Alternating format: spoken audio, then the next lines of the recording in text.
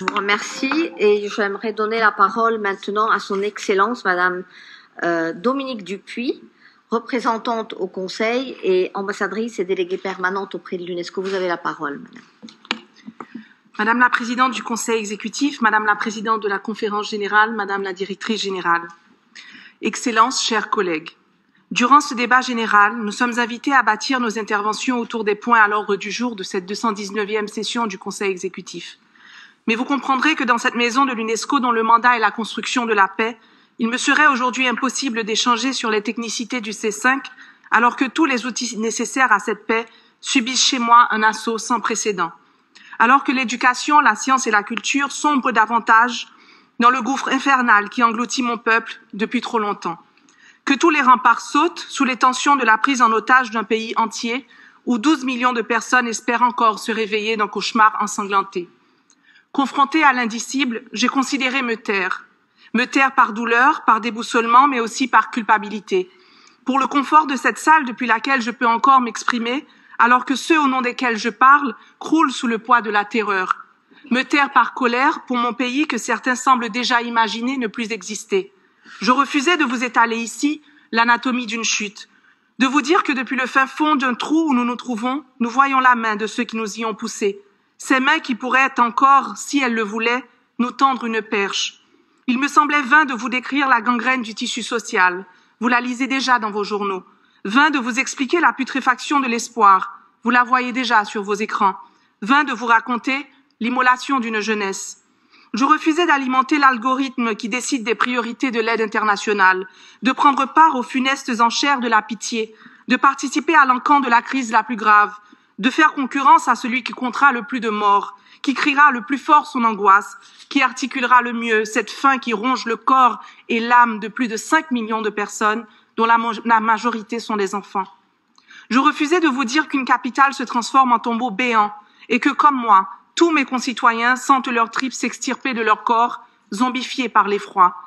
Que nous perdons tous, minute après minute, dans cette descente vertigineuse vers un inconnu effrayant. Nous perdons tous, mais certains perdent davantage, certains perdent tout. Leur maison, leurs repères, leur vie, certains n'avaient déjà rien et se retrouvent anéantis, morts vivants, face à cette nouvelle secousse psychique, face à la réplique de trop, depuis le temps que la terre tremble chez moi. Que cette guerre, ce fratricide n'est pourtant pas que notre plaie, mais celle du monde entier, que mon pays se retrouve à la croisée d'enjeux planétaires, tant humanitaires, climatiques que sociopolitiques, un avant-théâtre d'un effondrement qui nous implique tous. Oui, il aurait peut-être mieux valu se taire aujourd'hui. Vous avouez que je n'ai ni primeur à partager, ni potion magique à vanter. Laissez libre cours à vos débats et me tairez dans un coin, fermer les yeux, serrer les poings et attendre. Espérer que l'orage passe, que les monstres s'évaporent. Si seulement je n'avais pas eu à consulter récemment les archives de l'UNESCO, si seulement je n'avais pas eu la preuve tangible entre les mains que ce qui se dit ici s'inscrit dans des annales qui nous transcendent, une histoire destinée aux hommes et aux femmes de demain qui nous jugeront, tant sur ce que nous avons dit, sur ce que nous avons fait, que sur nos silences. Une histoire qui viendra soit nous saluer, soit nous hanter.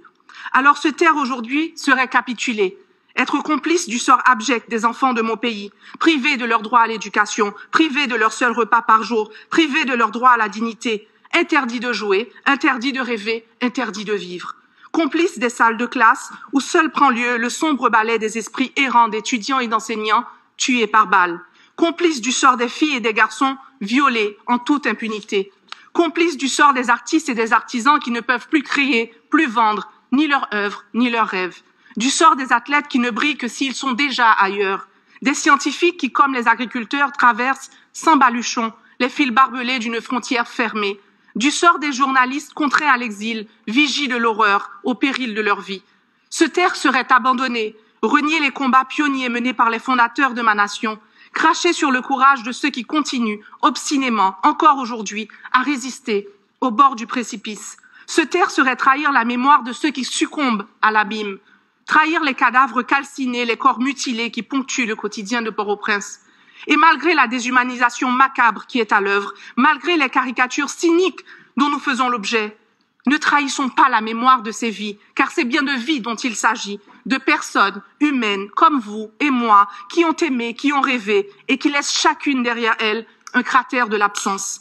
Ces morts dont nous ne pouvons même pas faire le deuil puisqu'il est impossible de pleurer le départ d'un être lorsque nous observons impuissants l'agonie lente de toute une nation.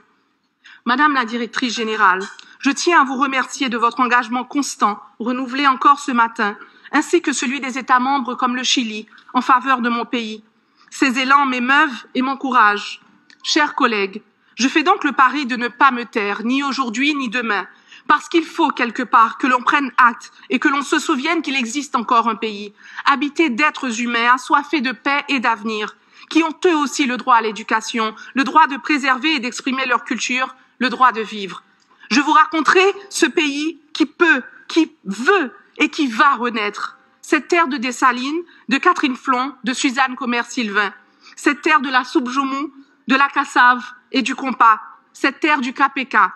Dans cette longue nuit, je vous raconterai une Haïti pleine de lumière.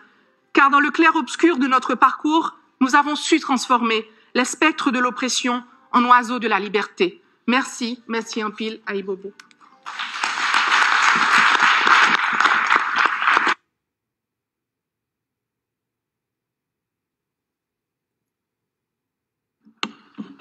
Je vous remercie.